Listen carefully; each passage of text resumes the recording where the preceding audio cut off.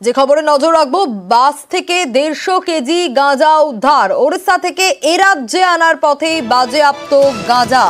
দীঘা হয়ে কলকাতায় গাঁজা আনার পথে বাজেয়াপ্ত। বাস থেকে উদ্ধার হয়েছে গাঁজা। গাঁজা উদ্ধারের পরিমাণ 150 কেজি।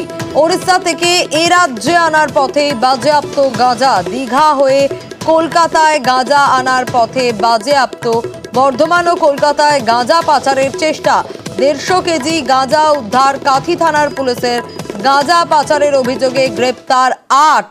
দীঘা নন্দকুমার জাতীয় সড়কে বাসে তল্লাশি।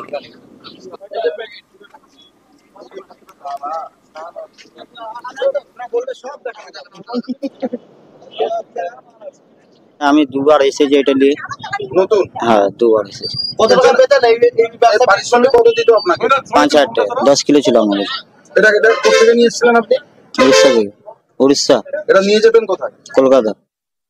স্পেসিফিক সোর্স ইনফরমেশনের বেসিসে আমরা খবর পাই যেরকম একটা বাস যেটা দীঘা থেকে দুর্গাপুর যাবে, সেই বাসে প্রচুর পরিমাণে এনডিপিএস আর্টিকেলস রয়েছে, গাঁজা রয়েছে।